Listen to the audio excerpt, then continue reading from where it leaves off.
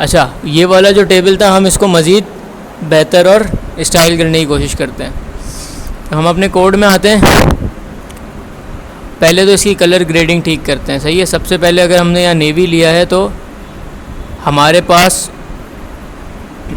और चाइल्ड्स पे जो कलर अप्लाई हो रहा है वो ब्लू के शेड में होना चाहिए। इसी को उठाते हैं नेवी को और इसका कलर चेंज करते हैं। सही है, लाइट की तरफ ले जाते हैं।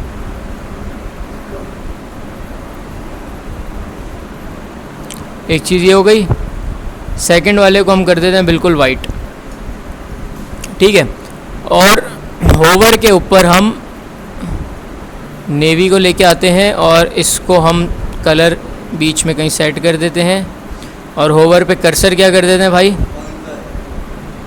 अब पहले से कुछ बेहतर हो गया हमारा चार्ट। हमने हर टीडी में स्पेसिंग क्रिएट करी हुई है। सही है, तो यहाँ पर हम आते हैं और टेबल को देते हैं एक विड्थ।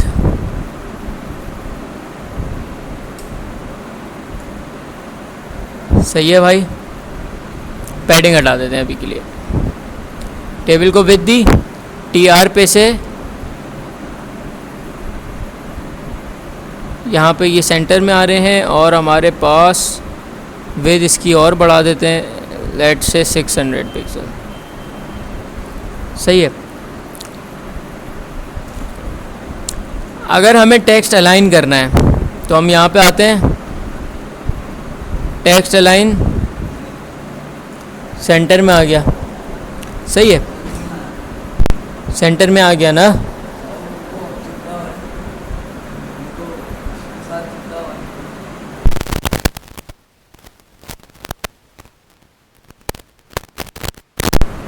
सेंटर हो गया। अच्छा, पैडिंग दे देते हैं भाई। ठीक है, और बेहतर हो गया। अच्छा, यहाँ पर हम निकालते हैं कुछ HTML CSS टेबल आइडियाज़।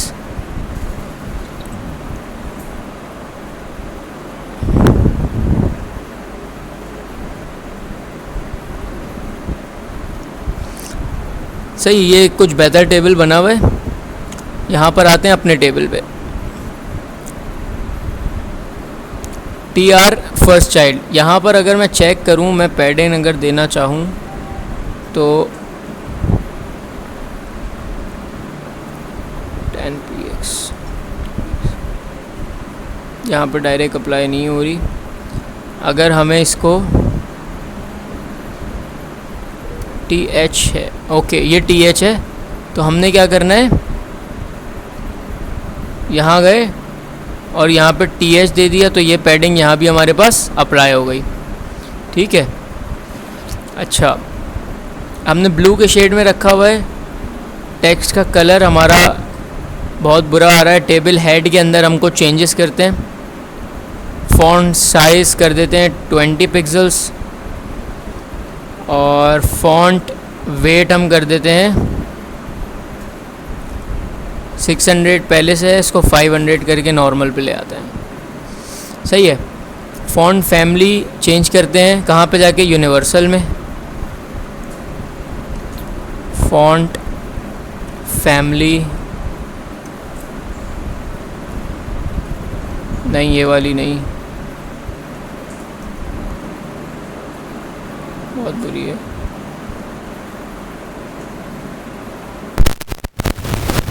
ठीक है, इसके बाद हम क्या करते हैं भाई, यहाँ पर हम इसके एजेस क्रिएट कर लेते हैं।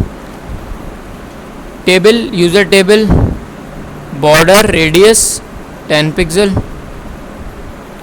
अच्छा, बॉर्डर रेडियस इसका यहाँ पे अप्लाई नहीं होता, हमें TH को बॉर्डर रेडियस देना पड़ता है। TR पे अगर हम ट्राई करें, बॉर्डर रेडियस 10 पिक्सल, हाँ, तो ये हमें किस पे देना पड़ेगा भाई, TH पे। सही है, तो हम एक काम करेंगे, यूज़र टेबल के अंदर TR का TH कौन सा चाइल्ड? पहला चाइल्ड। पहले चाइल्ड का क्या मतलब हुआ? ये वाला। सही है। इसको मैं देता हूँ border radius top left 10 pixels. इसको रिफ्रेश करते हैं, यहाँ आ गया भाई, ये दिख रहा है। लेकिन टेबल पे हमने बॉर्डर दिया हुआ है, तो हम इसको हटा देते हैं। बेहतरीन हो गया। इसी तरह हमें यूज़र टेबल की टीआर का मतलब यूज़र टेबल की पहली रो कौन सी है? ये वाली। इसका हमें पहला चाइल्ड मतलब ये वाला और लास्ट चाइल्ड मतलब ये वाला, इसको एक्सेस करना है। तो इसी तरह जैसे हमने फर्स्ट चाइल्ड एक्सेस किया है, इसको हम कॉपी करते हैं और यहाँ पर क्या लिख देते हैं भाई? लास्ट चाइल्ड, और ये आ जाएगा टॉप राइट रेडियस। समझ आया? शक्ल बदल गई भाई टेबल की।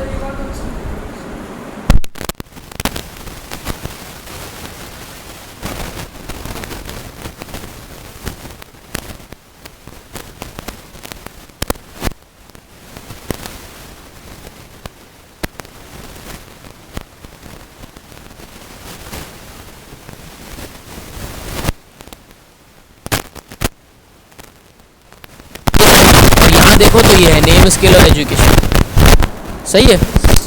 इसके बाद मैंने कहा कि टीआर कितने पड़े हुए हैं यहाँ? 1 2 3 4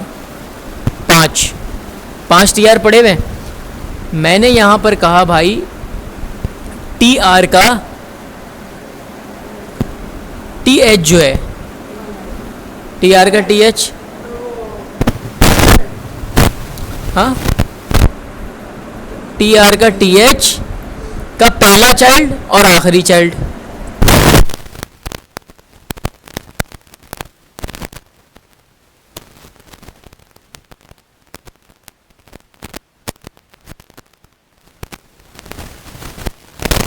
अच्छा, मज़े की बात, ये टीआर जो है ना, ये टीआर, ये कोई पहली वाली टीआर एक्सेस नहीं हुई है। टीआर तो सारी एक्सेस हुई हैं, क्योंकि टीआर तो यहाँ मैंने नॉर्मल डाला है ना, टीआर के आगे थोड़ी फर्स्ट चाइल्ड लिखा है। मैंने देखा है टीआर के अंदर पहला चाइल्ड जो हो टीएच, बात समझे? तो टीएच कहाँ था? हेडिंग में ही था, उसके नीचे वाली रॉज में तो था ही नहीं। तो इसलिए क्या किया, सिर्फ ब्लू वाली लाइन के मैंने क्या लिखा भाई, बॉर्डर का टॉप लेफ्ट। बॉर्डर का टॉप लेफ्ट क्या होता है? ये रहा। और लास्ट चाइल्ड का बॉर्डर का टॉप राइट, उनको क्या दे दो भाई? बॉर्डर रेडियस दे दो। यहाँ तक क्लियर हुआ? अच्छा, अब यहाँ पर इस तरह आ रहा है। लेट से अगर यहाँ पे नाम के साथ यहाँ इमेज भी आ रही होती, सही है, क्योंकि असाइनमेंट जो होगा उसमें इमेज आएगी, उसमें तो आएगी इमेज। तो हम यहाँ अपनी इमेज उठा लेते हैं। कहाँ से उठाएंगे हम? सेफ तो है नहीं, तो गूगल से उठा लेंगे।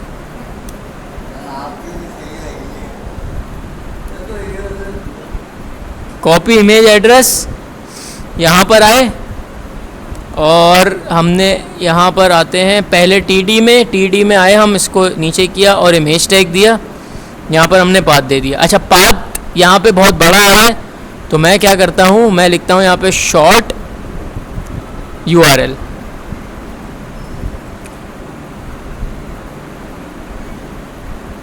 ये URL शॉर्टनर होता है। अब देखो यहाँ मैं इतना लंबा लिंक करूँगा, शॉर्ट करूँगा तो इतना सा URL आ गया, तुम्हारा कोड साफ़ सुथरा हो गया। यहाँ से हटाया,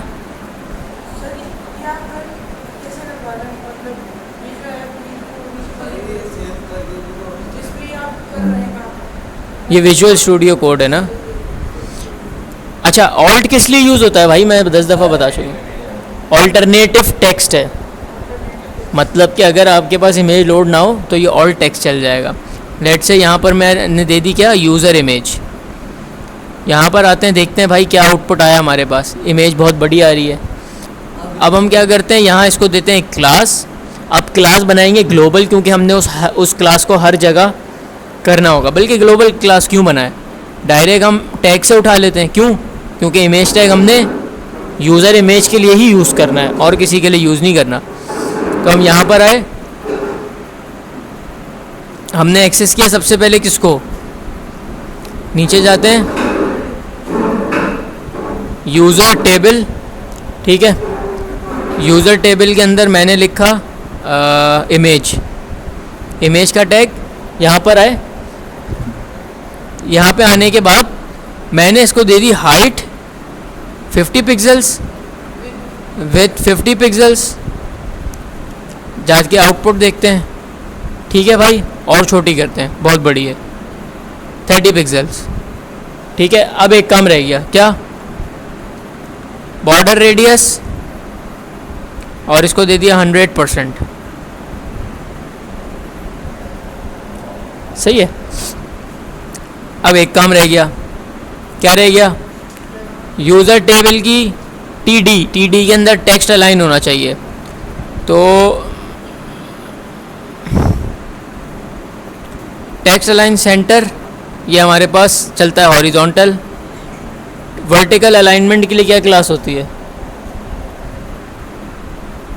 वर्टिकल अलाइनमेंट के लिए यार क्या क्लास होती है, खैर इससे बेहतर तरीका हमारे पास ये होता है कि हम सबसे अच्छा तरीका होता है फ्लेक्स यूज़ करें। यहाँ पर मैं आया, मैंने इसको रैप कर दिया किसमें, लेट से चलो स्पैन में रैप कर देते हैं। टीडी तो मेरे पास आ रहा है ना, टीडी को मैं क्या कर दूंगा, डिस्प्ले फ्लेक्स, नहीं भाई ये तो मामला ख़राब हो गया। तो हम यहीं पे इसको अलाइन करते हैं,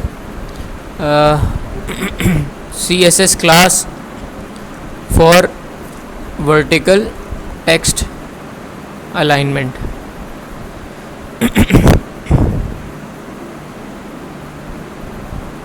वर्टिकल अलाइनमेंट,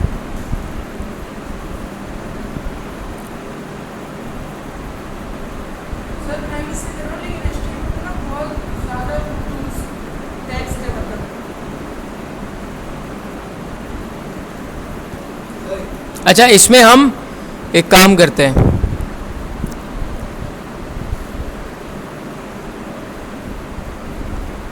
वर्टिकल अलाइन हमारे पास है, vertical align middle, let's see the output, नहीं हुआ भाई।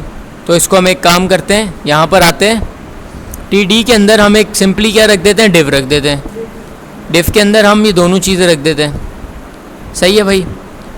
अब हम इसको कॉल कराते हैं, यहाँ पर आए, यूज़र टेबल के अंदर जो टीडी है उसके अंदर की डिव ले आओ और उसको क्या कर दो, डिस्प्ले फ्लेक्स कर दो, सही हो गया।